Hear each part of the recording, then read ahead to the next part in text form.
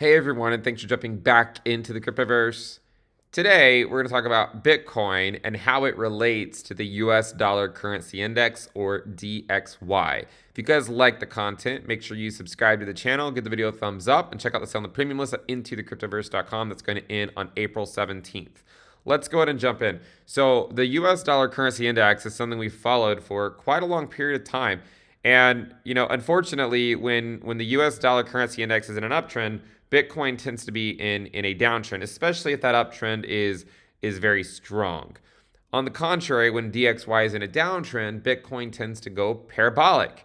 And so I do think it's worth looking at the US dollar currency index quite a bit because it does seem to dictate what Bitcoin does, as it does give us a reference point as to whether we're risk on or risk off. Now, if you remember, it was in fact the US dollar currency index is one of the reasons why I said back in 2021 that we are unlikely to see a 100K Bitcoin in 2021.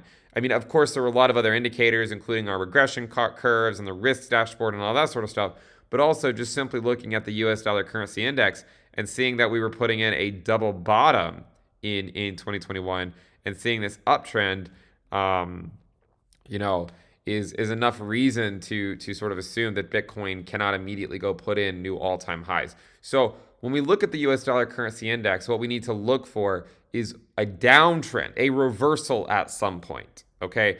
And the reason for that is because, if you look at the last two major reversals, we had one in 2020 and we had one in 2017, and those were bull markets for Bitcoin, right? So we had 2017, we had 2020 as well.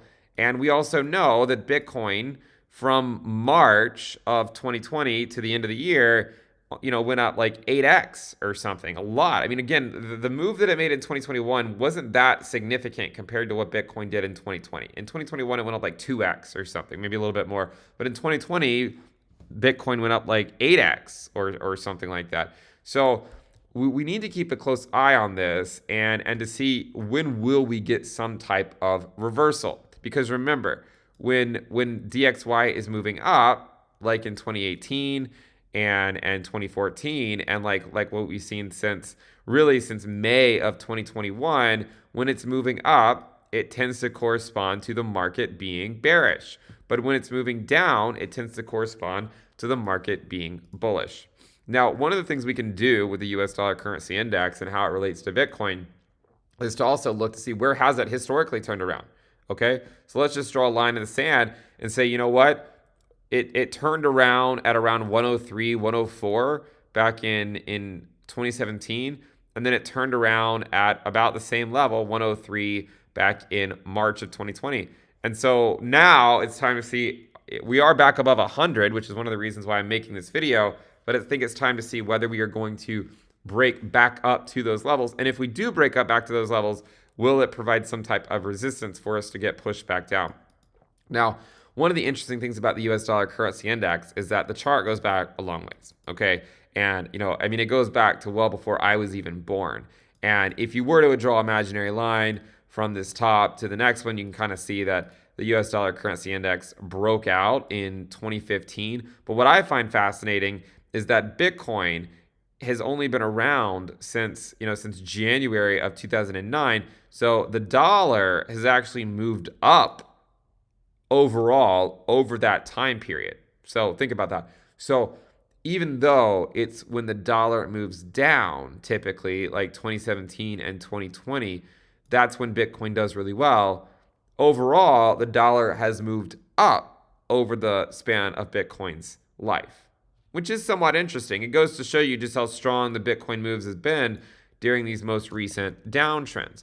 Now, what we need to think about here, though, is what happens if we break back above this level here, right? If we break back above, do we come back up to, say, 120 or something? I mean, it somewhat seems a little ridiculous considering how the value of the dollar is just being theoretically inflated away. I mean, the DXY is not based on anything that would necessarily capture that because it's just based on a weighted basket of other fiat currencies that are also just essentially being inflated away and will ultimately are trending to zero with regards to their purchasing power. But in the short term, the US dollar currency index is in a very strong uptrend. And it's because we're in a strong uptrend that you could argue that the overall market still remains risk off, right? It still remains risk off.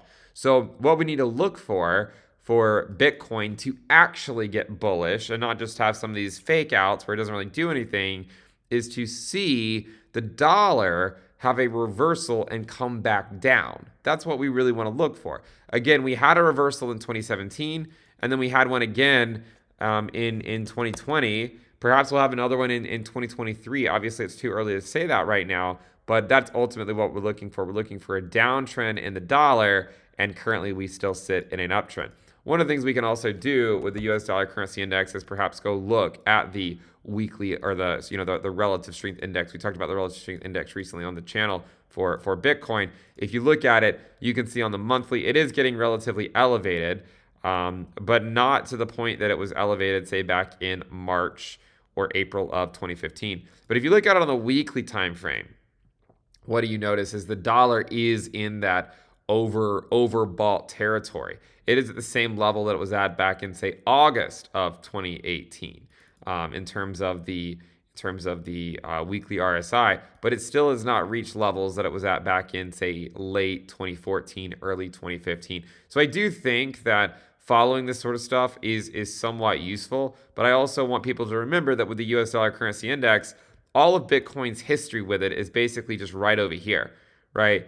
And you can see that the US dollar currency index has been in quite a long, one of these really long patterns for quite a long period of time.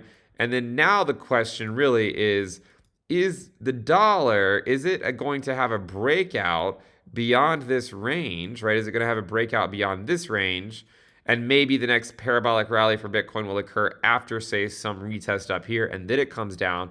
And then the next parabolic rally for Bitcoin will be like there. Something similar happened back in 2014, right? It went up a lot, and then ultimately it was this move here that led to the next bull run. If something like this happens, then the dollar could still break out, and the next bull run for Bitcoin could just be a little ways off. If, on the other hand, the dollar gets rejected at the same levels that it's been getting rejected at before, then we could see things turn around sooner rather than later. However, I do think overwhelmingly right now, the market still remains bearish until we're able to hold the bull market support band as support, and we have just simply been unable to do that so far. So do keep an eye on the US dollar currency index and maybe add it to your watch list if it's not already there, and just follow along to see if it remains in this fairly strong uptrend. And unfortunately, I mean, so far it does, right? I mean, this is a really strong uptrend. If you look at actually the Heikin-Ashi candles, it really tells the story, right? This is what you want to see Bitcoin do. And when the Heikin-Ashi candles for the DXY look like this is great for Bitcoin. When they look like this is not great for Bitcoin. It's also not great for stocks either. You go look at it on, say, like the monthly time frame, it's just all green, it's just all green. So you see when it's all red, great for Bitcoin. 2017 here, and then 2020. All green like this, not good for Bitcoin, right? This is not good for Bitcoin. So we're waiting for things to slow down. One thing to remember is that in 2019, Bitcoin actually did have a 4x move or so. And the dollar was still slightly in an uptrend, but it wasn't as strong an uptrend as we saw in 2018, and it wasn't as strong of an uptrend as we're looking at currently right now. You can see that on the Heikin-Ashi monthly candles, we have yet to see a red one really since June of 2021. Right? It's just been green every single month. And in fact, most months, we're not even getting any lower shadows. We're just seeing upper shadows and large candle bodies. So what we're looking for is the dollar to at least slow down or reverse course. Until that happens, it completely makes sense that Bitcoin is still remaining somewhat bearish. And also, seeing it get rejected off the 200-day moving average, we talked about this before and how the 200-day is going to be a formidable opponent as it was once upon a time. It is interesting, though, because back over here, when it was a formidable opponent, it occurred at 10K, and then again at 8,500, and then we broke through it at 4,600. And then we failed to hold it here.